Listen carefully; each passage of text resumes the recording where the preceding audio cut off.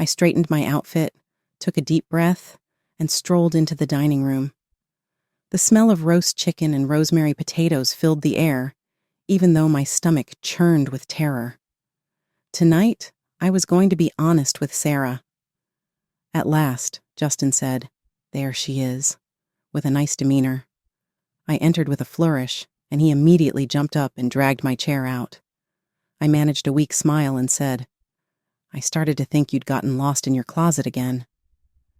I only wanted to seem elegant for the situation. Have dinner with her. Well done, silver hair. Across the table, Sarah gave me a smile.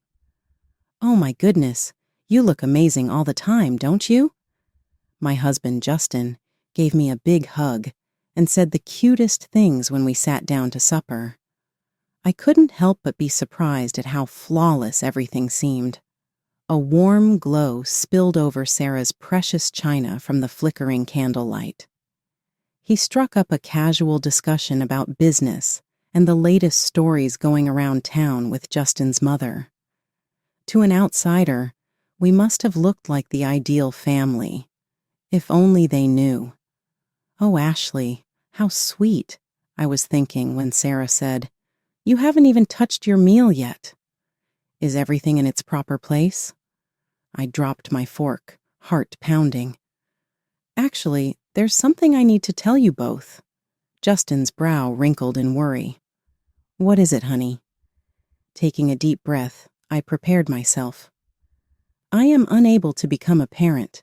I've known for a few months, but I've been too afraid to speak up." There was an unbearable silence for a while. Justin's palm grasp tightened around my hand as Sarah's fork clanked on her plate. "What do you mean you are unable to have children?" Sarah hardly raised her voice above a whisper. "I have a medical condition," I said, trying not to tremble. "The doctors say it's doubtful I'll ever be able to reproduce." Justin wrapped his arm around me and drew me in. "Oh, Ashley, why didn't you tell me sooner?" I mumbled. "I'm so sorry." As the tears threatened to fall, I added, "I didn't know how." Sarah's lips were squeezed into a narrow line, her face turning pale. "But surely there must be something they can do, some medication," Sarah inquired. I shook my head. "We've looked into every possibility. It's simply not feasible." Sarah abruptly spoke up. "Well, I guess we'll just have to modify our expectations, won't we?" The words struck me hard. I was aware that Sarah would be unhappy because she had expressed her wish to have grandkids openly, but I was surprised by how icy her tone was. Justin abruptly changed the topic, so he must have detected my distress. "Mom, why don't you tell Ashley about the new book club you've become part of?" I moved the food around on my plate, no longer hungry, as Sarah began to describe her latest social venture. The room had lost the pleasant warmth that had enveloped it earlier, giving way to tension so dense that it was difficult for me to breathe. As Justin and I prepared for bed later that evening, he drew me into a close embrace. He whispered, "I'm sorry." "Sorry about Mom." Into my hair. "You are aware of how she is. She will change her mind." I nodded, not believing I could talk. I kept thinking about Sarah as I fell asleep. "We'll just have to adjust our standards." I had no idea that those hopes would soon serve as the front lines of a conflict I never anticipated. The weeks that followed my disclosure to Sarah passed by like a flash, filled with tense moments and fake smiles. Christmas was here before I knew it, and we were getting ready for our yearly journey to Justin's family house. With my stomach in knots, I stood in our bedroom and stared at my open luggage. "You okay, honey?" I was jolted out of my reverie by Justin's voice. I forced a smile to appear. "Just making sure I haven't forgotten anything." He encircled me from behind with his arms. "Mom is genuinely excited to meet us. She hasn't stopped phoning to discuss her holiday preparations." I forced myself to swallow, recalling the cold hush that had descended on Sarah and me since that fateful supper. With joyous lights sparkling in every window, we arrived at the expansive Victorian home. That's great, I managed to say. I inhaled deeply. Perhaps my thought was going too far. Perhaps Sarah had adjusted to our circumstances.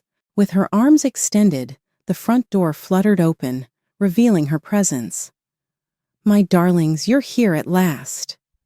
After giving Justin a cozy embrace, Sarah turned to face me. I briefly noticed a flicker of disappointment or hatred in her eyes, but it quickly vanished and was replaced by her typically beaming smile. Ashley, please come inside to avoid the cold. I've prepared your preferred hot chocolate. I let myself unwind as I took up residence in the warm and inviting living room, filled with the aroma of cinnamon and sparkling Christmas trees. This was the Sarah that I knew and cherished, the kind, loving grandmother who had embraced me into the family. After relaxing into her armchair, Sarah began, "So, tell me everything that's been going on, Ashley. How's the boutique doing?" Thankful for the easy conversation, I launched into a narrative about a recent fashion show we'd staged. But even as I was speaking, I couldn't help but see Sarah's eyes keep going to my stomach, a tiny worry forming on her brow. As soon as I was done, she said, "And what about you? Any stuff to share?" Her expectations weighed heavily in the atmosphere. Justin moved awkwardly next to me. He whispered, "Mom, we've talked about this. Ashley and I are happy just as we are." Sarah's mouth tensed up, obviously. Naturally, I simply thought, well, miracles do happen. I received the impression that the room had lost all of its air. I muttered, "I think I'll go unpack," and ran upstairs. I fought back tears as I leaned against the closed door in the guest room. How had I been so innocent? Clearly, Sarah wasn't comfortable with our circumstances. All she was doing was waiting for that miracle to happen. A gentle tap startled me. "Ashley?" Kelly, Justin's sister, was there. "Can I come in?"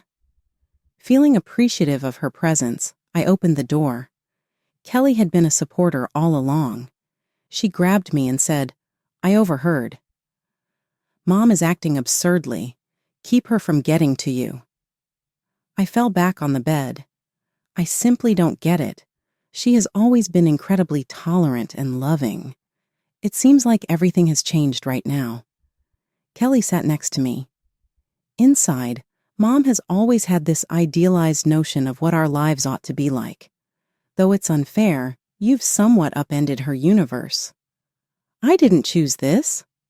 Hurt and rage welled up inside of me. "I know," Kelly said, gripping my hand, "and Mother will change her mind.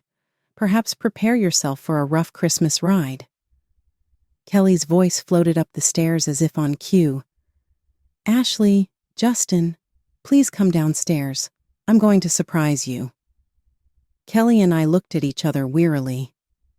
I had a horrible suspicion that this surprise would not contribute to a very happy Christmas. Whatever it was, Sarah's surprise was an unplanned family get-together. Justin and I came down the stairs to find a sea of familiar faces, uncles, aunts, and cousins, all grinning festively. My heart fell. This was a performance, not just a family meal.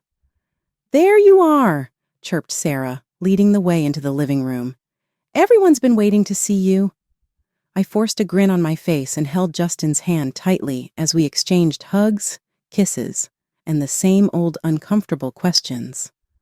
"So, when are we going to hear the pitter-patter of tiny feet?" Every time, I could feel Sarah staring at me expectantly, waiting for a reaction. With his arm wrapped protectively around my waist, Justin answered the majority of the questions.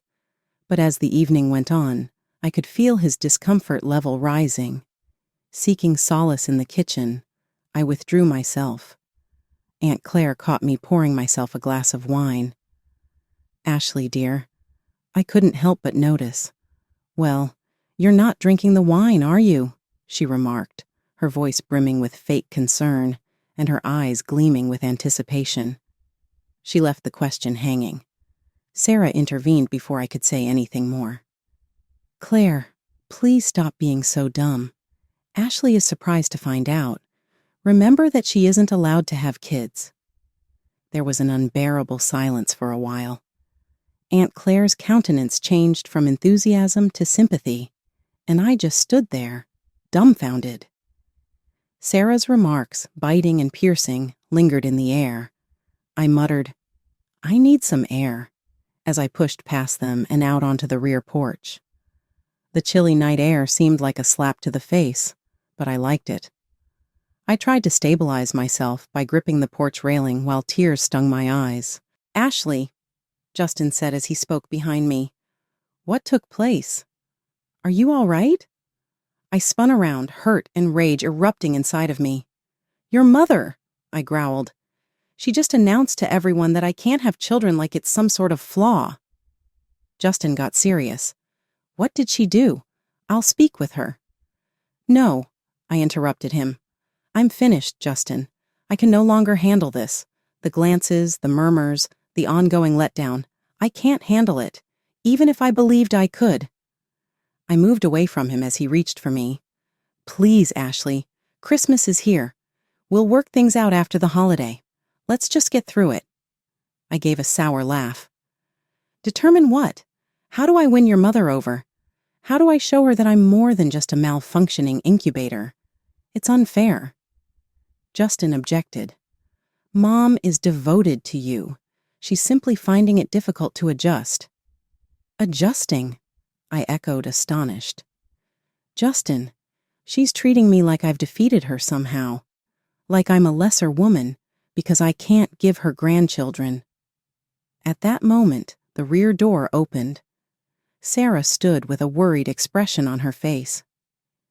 "Is everything in this place okay? The two of you are requested by the family." I noticed red-hot anger surging through me. "No, Sarah. There is a problem with everything. How dare you disclose my private medical information to the public?" For an instant, Sarah managed to seem embarrassed, but only just. "I figured it would be easier if everyone knew to avoid uncomfortable questions." "Easier for whom?" I insisted. "Because it certainly wasn't easier for me."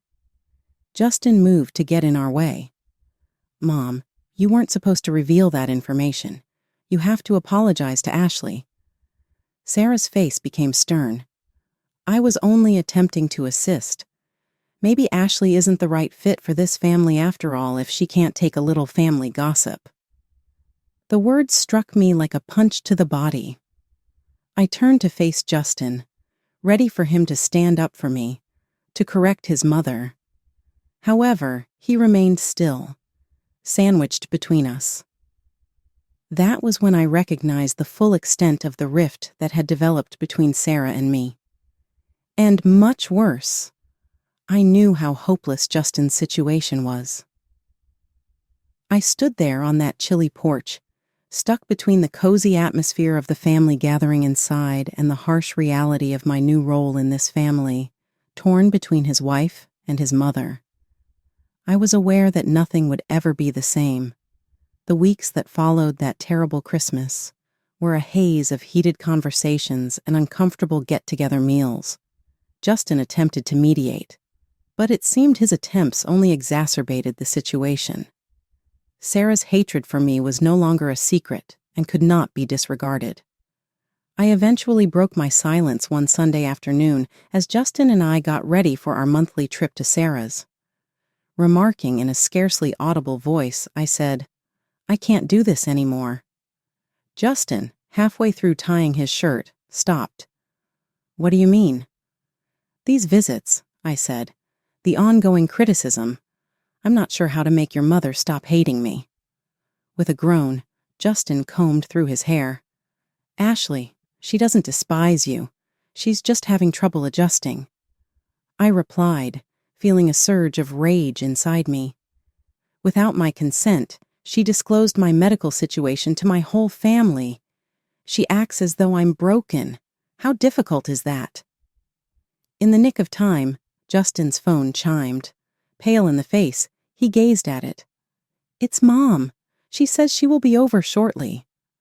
The sound of Sarah's automobile pulling into the driveway made my heart accelerate, anger flushing my cheeks. She stormed through the front door without knocking and yelled, brandishing a piece of paper in my face. "How could you?" I took a step back, perplexed. "What are you speaking about?" "This!" She threw the paper in my direction.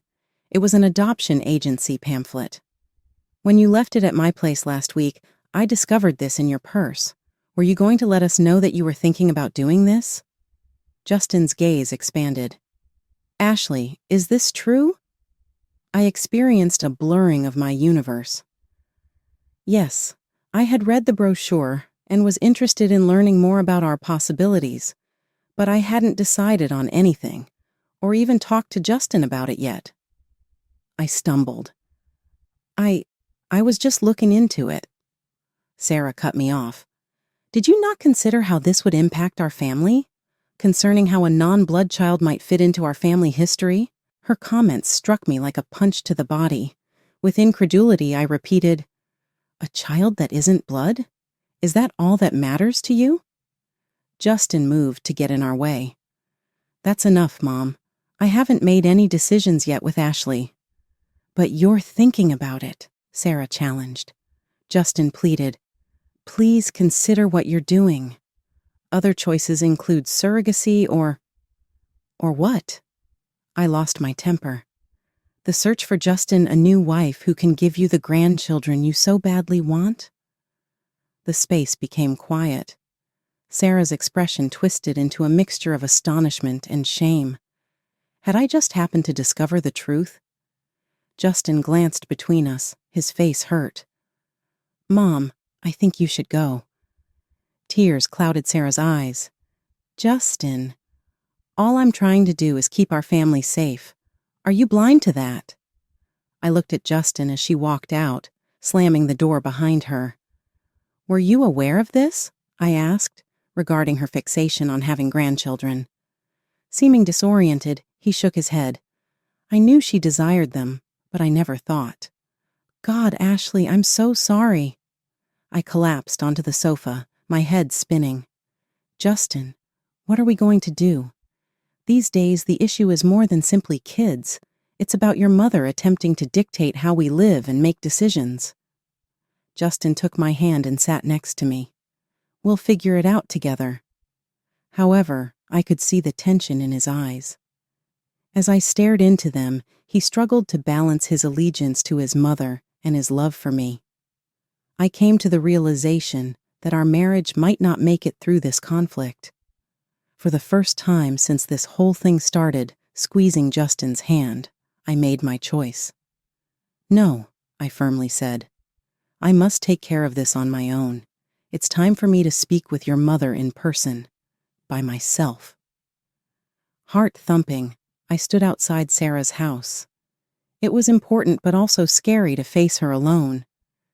I inhaled deeply before pressing the doorbell. Sarah opened the door, her look immediately turning from one of astonishment to one of caution. "Ashley, what are you doing here?" I firmly remarked. "We need to speak," and entered without asking for permission. As we made our way to the living room, Sarah and I were becoming tense. Glancing over my shoulder, she questioned, "Where's Justin?" I said, "This is between you and me," and I sat down. It's time we cleared the air. Sarah's mouth went thin. "I'm not sure what has to be spoken about. Your decisions are evident." "Have I?" I bent over. "Because from where I'm positioned, you've been the one making judgments for everyone. Choices about my life, my marriage, even my body." Sarah objected. "I've only ever wished what's best for this family." "No," I interrupted her. "Your entire concern has been what you believe is best for this family. Here's the thing. I am unable to become a parent, no matter how much you would like it to. That will not alter." Sarah's expression twisted. "But surely there are more options. Surrogacy or—" I saw her pause as I concluded for her. "Or finding Justin a new wife. Don't think I didn't notice the way you look at me now, like I'm somehow less of a woman, less deserving of your son." Sarah said, That's not true, but her eyes gave it away. Don't you find it amusing that I had to explain to you why you alerted my family about my health without asking my permission? And since you found out, why have you been treating me like a misfit? Sarah, you've destroyed our family's history, Justin's hopes, and mine. Do you not realize how important children are? They stand for our lineage's continuity in the future. Her remarks felt like a smack to my face. What about love? I insisted. What about the family that Justin and I could start even in the absence of biological kids? Does that not matter from your skewed standpoint? With a start, Sarah sprang up and began to walk. She remarked, "You don't understand. Tradition is everything in our family. Your son's pleasure is not as crucial as carrying on the lineage." "Sarah, let me tell you something," I said. "Justin is miserable. It's killing him that he can't decide between his love for you and his love for me." Sarah's expression softened for a brief period, but then stiffened. "Justin's unhappiness might be an indication. Perhaps the two of you ought to reevaluate your marriage," she remarked icily. I got up to look at her. "Sarah, is that what you're after? For Justin to abandon me in order to find a partner capable of providing you with the grandkids you so much desire?" There was an unbearable quiet. I could see I had touched a nerve when Sarah's face became pale. "Oh my God, you've really thought about it, haven't you? You would sooner see your son get divorced from me than put up with not having any grandkids." Sarah's quiet reaffirmed it. I was filled with hurt and anger, and before I could control myself, I declared, "I'm done. I'm tired of seeing you manage Justin, tired of trying to win your favor, and tired of feeling like a lesser person due to something outside of my control." I made my way to the door, stopping sometimes to take in Sarah's horrified face. "You have a decision to make, Sarah," I said. "You may choose to lose Justin for all time, or you could embrace me for who I am and welcome me into your family. You won't like the result if you make him select. I can assure you of that." I felt a strange mixture of excitement and terror as I went out, slamming the door behind me. At last, I'd spoken what I had to say and put everything on the table. It was now up to Sarah to choose what to do next. In the meantime, I had to give my marriage some real thought as to whether it could withstand the storm that was surely coming. The year following my run-in with Sarah was a careful balancing act of tense manners and silent stress. Although Justin and I were able to mend our relationship, the shadow of his mother's displeasure continued to hang over us. I prepared myself for what I knew would be a challenging family get-together as another Christmas drew near. "Are you sure you want to do this?" When we got to Justin's childhood house, which was decked out with dazzling decorations and shimmering lights, he inquired, squeezing his hand. I answered, "We ought to talk to her someday. Perhaps things will be different this year." How mistaken I was. I could tell as soon as we entered that something wasn't quite right. Sarah gave a passionate hug and smiled too much. "Ashley, sweetheart, Justin, please come in. For everyone, I have a lovely surprise in store." My stomach fell. I can tell you from experience that I rarely like Sarah's surprises.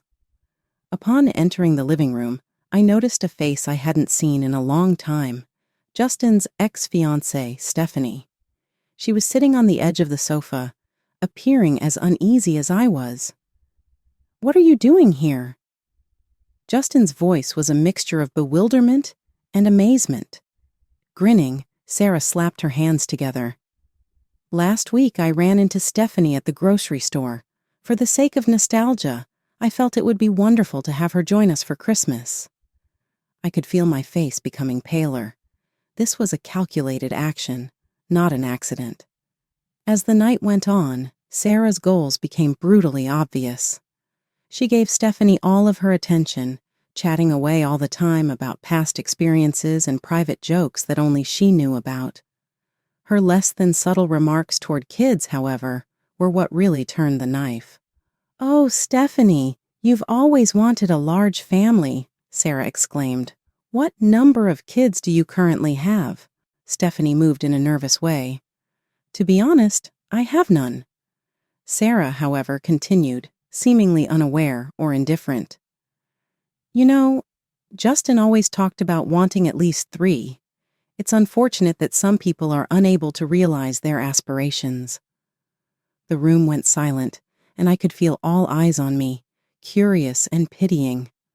Under the table, Justin's hand found mine and gave it a firm squeeze. Softly and warningly, he whispered, "Mom, that's enough." But Sarah was winning. "All I'm trying to convey is family is everything. That's correct, Stephanie." A part of me broke. With a start, I got up, making my chair scrape noisily on the floor. I managed to mutter, "Excuse me," and then I ran out to the back porch. The chilly air felt like a smack to my face, but I liked it. I tried to stabilize myself by gripping the railing while tears blurred my eyes. How had things ended up here? How could the person who had once embraced me with wide arms turn into someone so mean?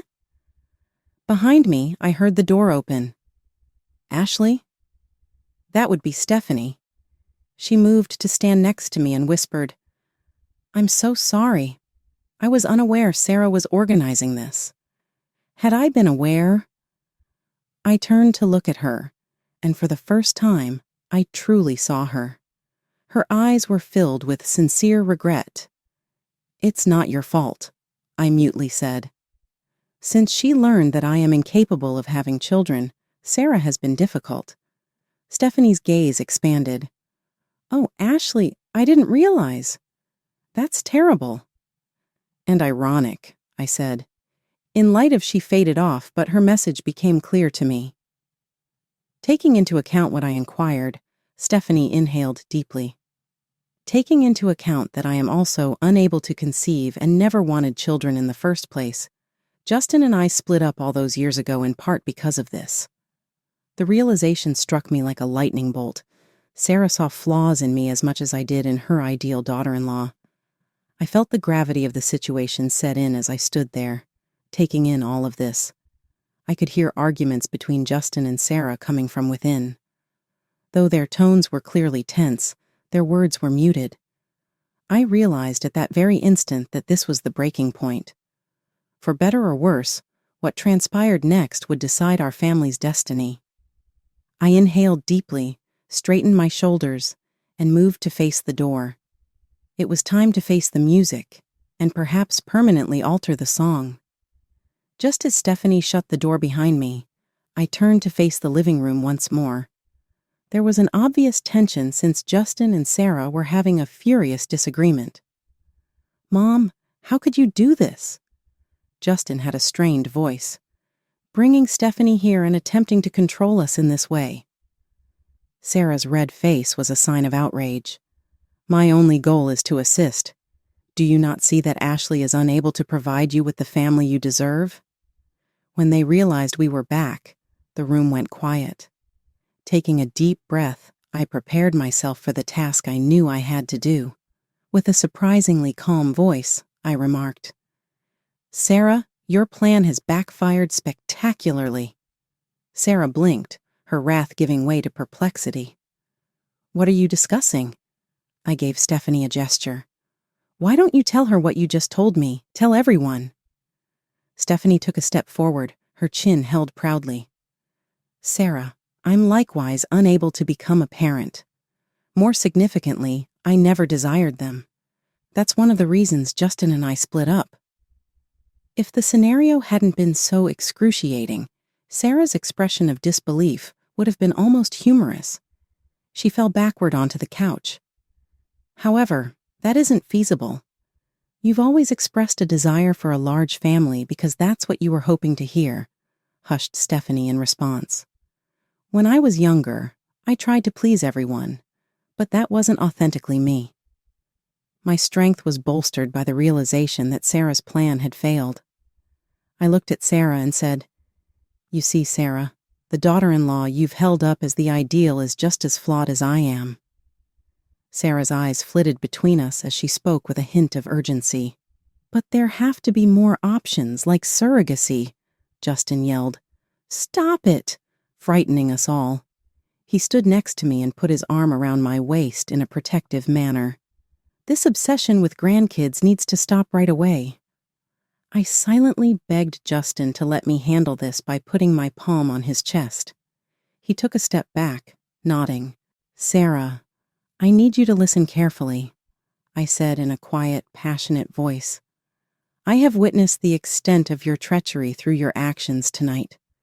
It's obvious that your desire for grandkids comes before any feelings of respect or love that you may have had for me.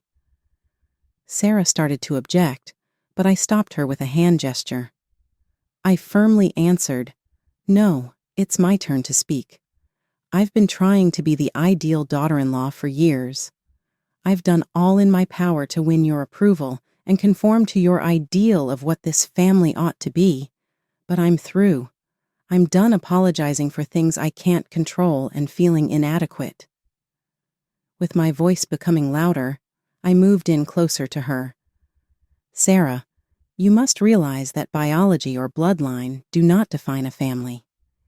It is characterized by love, decisions, and the bonds we create. Even if Justin and I are unable to produce biological children, our family doesn't shrink in size. Sarah was crying all over the place, but I kept going, letting all my years of fury come out. Your antiquated ideas and narrow-mindedness have almost brought this family to ruin. For what reason have you turned your back on your son and estranged your daughter-in-law over a dream you had no authority over in the first place? With my heart full of love and appreciation for Justin's steadfast support, I turned to face him. Justin and I will create our family the way we see fit, whether that means adopting, fostering, or just loving one another. And you have a decision to make, Sarah. With everyone staring at Sarah, who was sitting there looking stunned and crying, the room was silent. My voice softened a little. You can either accept us as we are, love us unconditionally, and be a part of the family we choose to create, or you can cling to your prejudices and lose us both forever. You have the option. After that, I pivoted and made my way towards the door. I halted as I grabbed for the handle, glancing back at our family's shocked expressions. Happy Christmas to all of you. Justin, when you're ready to head home, I'll be in the car.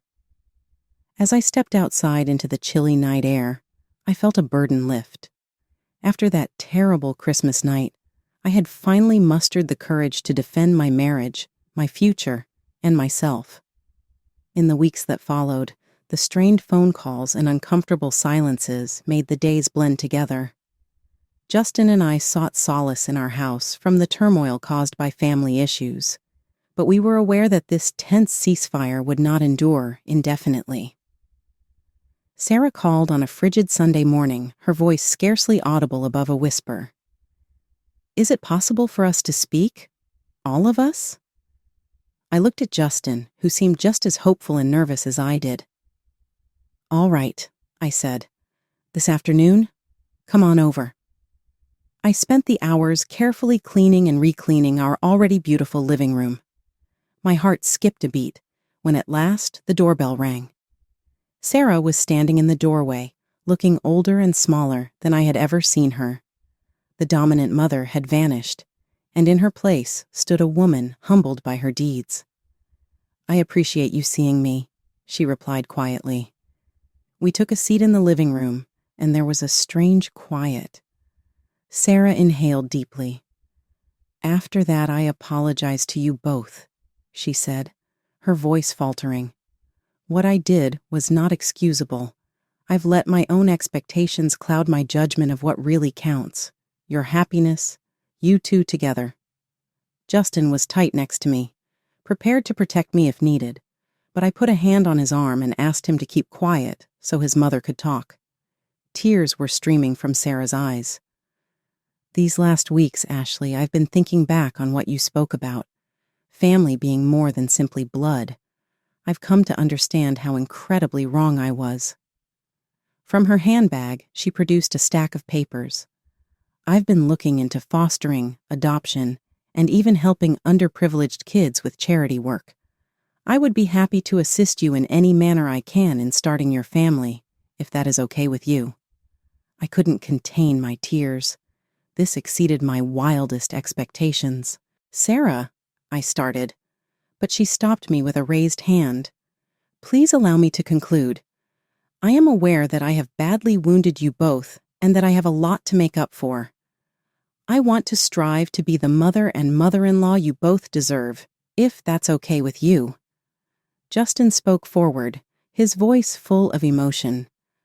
"Mom, are you serious about that? Since Ashley and I work well together, you must completely accept us both, if you wish to be a part of our life."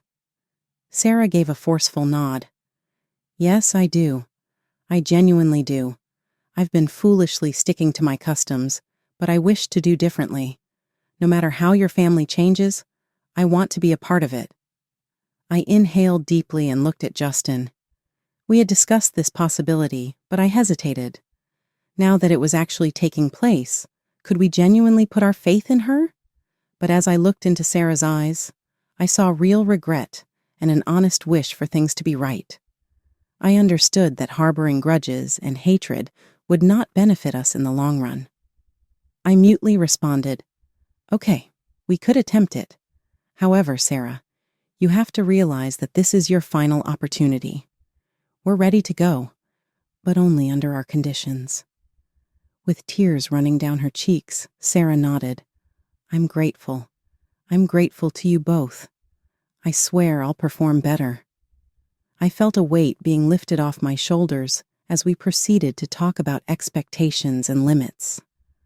Though the road ahead would not be simple, I felt optimistic about our family's future for the first time in a long time.